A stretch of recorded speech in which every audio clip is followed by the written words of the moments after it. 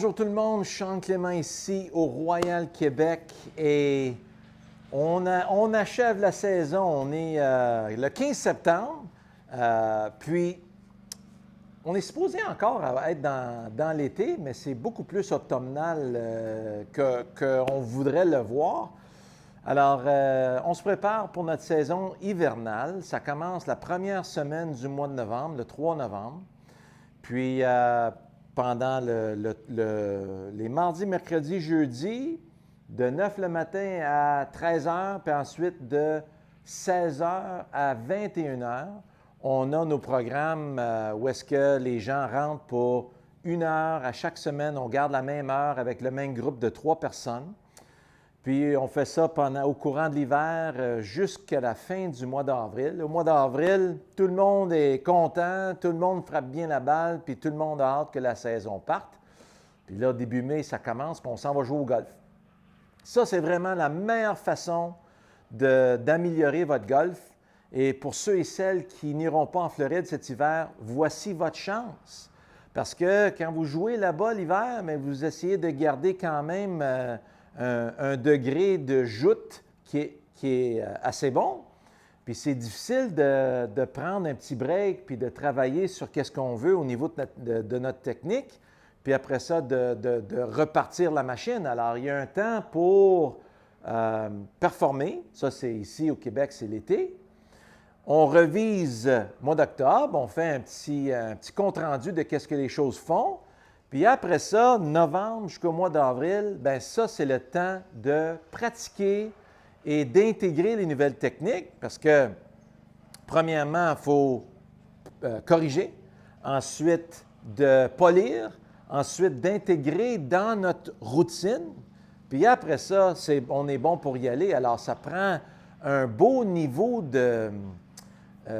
comment tu appelles ça, de facilité ou un bon niveau de confort. Voilà, le niveau de confort qu'on doit avoir pour être capable de l'amener sur le parcours.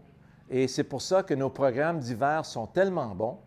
Et je vous invite à venir nous voir cet hiver. On a une académie intérieure phénoménale. Alors, sans plus tarder, pour ceux et celles qui ont besoin de plus de distance, voici l'exercice par excellence. On a vu les pieds joints la semaine dernière et cette semaine, on va faire le jeu sur une jambe. Justement, un des meilleurs enseignants du début des années 1900, M. Ernest Jones, lui avait perdu sa jambe en Première Guerre mondiale. Puis, quand il est revenu au golf, bien, il a réappris comment jouer son golf sur une jambe, puis il a joué le par sur une jambe avec des tiges en bois, en hickory, comme on appelle. Puis, il y a eu un succès phénoménal, tant au point de vue enseignant que de joueur sur une jambe. Alors, si on prend notre stance régulier, puis on recule notre jambe pour le droitier, on recule la jambe droite, mais vous voyez que mon centre de gravité, mon équilibre, s'en vient se placer à l'intérieur de ma cheville gauche. Si vous le regardez de profil, vous voyez maintenant comment mon centre de gravité s'en vient, puis la distance entre moi et la balle va vraiment être affectée par ça. Alors là, je fais une coupe de swing en va-et-vient, puis vous voyez où est-ce que mon club veut vraiment toucher l'herbe. Ça touche l'herbe au moins. Si on regarde ici, la position de la balle, si je joue ma position de balle trop en avant, bien là, je ne pourrais pas garder mon équilibre adéquatement. Alors, le point à l'intérieur, si je swing en va-et-vient sans arrêter, puis je fais juste couper mon herbe, bien vous voyez que le plus bas point est ici. Alors, on veut que la balle soit maintenant dans cette position-là. Vous avez vu que j'ai pris ma distance sur une jambe avant tout, ça passe là, j'amène ça à la balle. Et voilà. Alors là, de cette façon-là, vous voyez comment je suis derrière ma balle. Alors, si je fais un élan, la balle sort, vous allez avoir vraiment une belle façon de le voir ici. Alors, regardez bien ce qui s'est passé. Alors, vous voyez que c'est très facile de venir de l'intérieur. Mon contact était dans le centre du club. Ma face était fermée par rapport à ça. Vous voyez que je frappe en descendant et non pas en montant. Je ne peux pas frapper en montant sur une jambe. Je suis déjà sur mon pied d'en avant. Puis vous voyez que mon launch ici, la moyenne sur la PGA Tour, c'est 16,3. Puis vous voyez mon backspin que j'ai. Puis j'ai un excellent drap. J'ai exactement la même distance que j'ai d'habitude avec mon fer 7, soit entre 170 et 175. Puis je peux monter ça à 180 000 à l'heure, 180 verges facilement. Vous voyez ici, je suis à 93 000 à l'heure avec mon mouvement. Si vous regardez la flight de ça, vous voyez comment la balle sort à droite et revient avec un excellent drap. Frappe le devant du verre, le drapeau est à 180 verges ici. Alors, c'est vraiment une belle trajectoire, hein? Alors donc,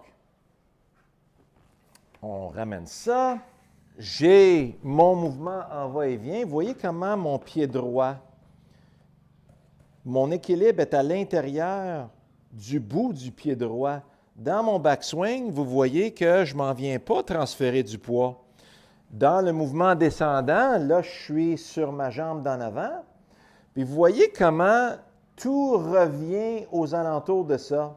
Alors, vous allez voir que c'est extrêmement efficace pour votre mouvement parce que vous allez apprendre comment revenir alentour de votre jambe d'en avant. Pour tous ceux et celles qui ont tendance à faire du swing, puis vous vous êtes pogné sur la jambe d'en arrière, vous n'êtes pas capable de bien transférer votre poids, c'est parce que le cerveau, lui, il n'a jamais su ou ressenti comment le swing se fait sur l'intérieur de la jambe d'en avant. Alors, vous avez vu comment mon équilibre maintient à l'intérieur de ma jambe d'en avant. Et voilà, je m'installe. Superbe de beau contact. Et là, vous voyez, celle-là est à 180 carry, juste sur le côté droit du verre. Alors, c'est comme imaginez une machine à laver. Si les vêtements sont bien distribués, puis tout tourne facilement, bien là, la force centrifuge va aplatir les vêtements sur les parois de la machine, puis là, l'eau peut sortir des trous dans la paroi. Hein? L'eau se fait évacuer. Mais si tous les vêtements sont pris d'un côté, puis le centre de la machine commence à se faire chambarder d'un bord puis de l'autre, bien là, qu'est-ce qui va arriver? C'est que la machine va diminuer de vitesse énormément, puis ça va prendre beaucoup plus d'énergie pour faire bouger tout ça. Alors, quand c'est en déséquilibre, on perd de l'énergie, puis ça prend beaucoup plus d'efforts. Alors, ce qu'on ne veut pas, c'est beaucoup de chambardement d'un côté à de l'autre. Transférer le poids, le transfert du poids, il n'y en a pas d'énergie là-dedans. OK? C'est comment on utilise le sol pour turbocharger l'élan. Alors, si j'avais juste un bras, puis je fais circuler mon club puis mon bras alentour de ça, puis si je veux turbocharger ceci, regardez bien qu'est-ce qu'on fait. Vous avez vu qu'est-ce qui est arrivé là? J'utilise mes jambes pour turbocharger ce mouvement-là. C'est comme un enfant sur une balançoire. L'enfant sait exactement quand pomper la balançoire pour turbocharger la vitesse sur la balançoire, ou quelqu'un qui est en ski. Je m'en vais, je fais un saut, puis je prends l'autre côté du saut, puis là, je peux vraiment pomper le sol, puis aller chercher plus de vitesse. Même chose en patin, même chose en skateboard. Hein? Ça se passe tout là. Même chose en vélo. Si vous faites du vélo, puis vous êtes dans des petites montagnes russes, si vous poussez de l'autre côté de la montagne russe, bien, vous allez accélérer dans le bas. C'est comme ça qu'on accélère comme être humain. Parce qu'un être humain, ça ne marche pas comme ça. Hein? si j'essayais de m'en aller au clubhouse, puis je marchais comme ça, mes jambes brûleraient beaucoup trop, puis je ne me rendrais pas. Mais je peux me rendre toute la journée comme un être humain normal. Alors, il y a du monter puis du descendre dans ça. Alors, regardez comment ma tête monte. Descend, monte, descend, monte, descend, monte. Mon cerveau, il sait quand turbocharger, quand on utilise le poids des bras et du club pour faire notre travail. Alors, je sens le poids des bras, j'utilise le poids des bras pour fouetter à travers ma balle puis vers la cible. OK? Alors, on ne veut pas y penser à nos jambes quand on fait ce mouvement-là. On veut tout simplement fouetter à travers la balle puis dans la direction qu'on veut que la balle sorte. Alors, je me mets sur deux jambes. Vous voyez comment je suis beaucoup plus loin de la balle? J'amène ça à la balle. Et là, je veux fouetter à travers ma tige de pissenlit dans la direction que je veux que la balle sorte. C'est le fun. Ça nous donne beaucoup, beaucoup d'énergie. Puis, et voilà. Alors, comme vous voyez, alors, vous voyez mon carry ici est à 180 verges, mon total 181. Puis, je l'ai frappé légèrement hors centre à part de ça. Regardez bien ça. Je prends mon analyse ici. Vous voyez comment elle est phénoménale, cette machine-là. Vous voyez, juste un petit peu bas sur la face du club, assez centré. Mais encore, vous voyez comment mon path, puis la façon dont j'approche la balle, ça me donne vraiment des bonnes statistiques. Je suis quasiment à 95 000 à l'heure. Alors, voyons qu'est-ce que ça donne maintenant si on y va avec le driver. On va y aller premièrement avec le bois 3. Si je fais la même chose, je fais mon va-et-vient, j'observe où est-ce que mon club veut passer, ici, parfait. J'amène ça à la balle. Alors, si la balle est trop en avant, il faut que j'aille la chercher, ça ne marche pas. Si la balle est trop en arrière, il faut que je retourne par en arrière la chercher, ça ne marche pas. Moi, je veux aller légèrement à droite du point intermédiaire, puis je sens que cette position de balle-là va me permettre d'aller chercher ça. Alors là, j'utilise mon air d'aller pour fouetter à travers ma tige par là.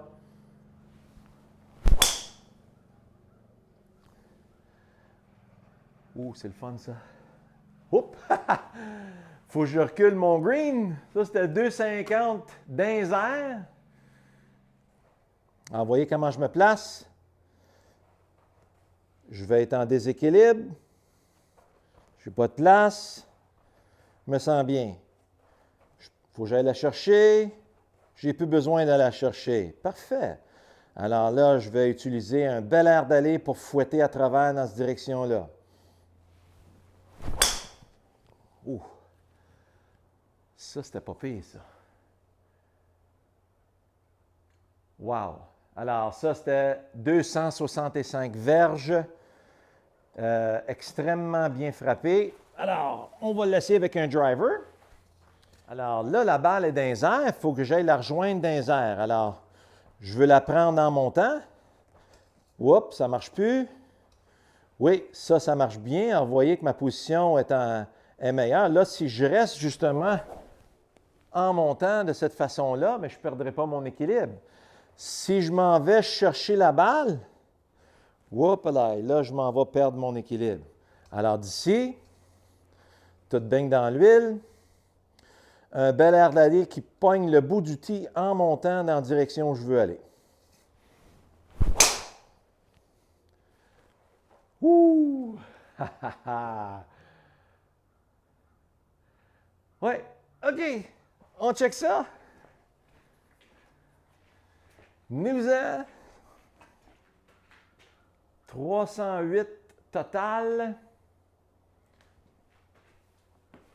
Alors, comme vous voyez, mon path s'en vient de l'intérieur, ma face légèrement fermée, je la prends 2 degrés en montant. J'ai 1800 tours. Dans le centre du club, légèrement de côté, mais c'est à 1 mm du centre. Mon carry 272, mon total 308. Puis vitesse de club à 112 000 à l'heure. Vous voyez que je ne perds pas de vitesse du tout. Puis dans une grande majorité des cas, on va en ramasser de la vitesse. Alors, là, après ça, ça va être, bien, comment on fait pour aller de une jambe à deux jambes? Alors donc, je m'installe sur une jambe, j'amène ça, je me mets sur deux jambes. Vous voyez comment je suis beaucoup trop près maintenant? Alors, je me recule. Alors, je veux sentir maintenant que je vais apprendre en montant, puis le downswing, je sens que ça ressemble vraiment à un mouvement avec une jambe. Alors, ce qui m'amène justement au transfert du poids. Comment le poids transfère-t-il du mouvement arrière vers le mouvement avant? Ça se fait d'en arrière. Alors, si je veux marcher de côté, il faut que je tombe de côté puis je m'attrape. Je peux m'attraper d'en avant, ça c'est moins bon.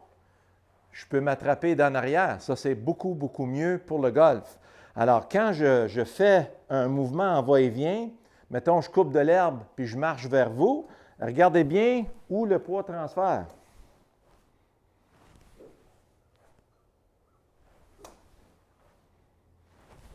Vous voyez comment ça marche maintenant? Alors, c'est comme la marche de l'éléphant.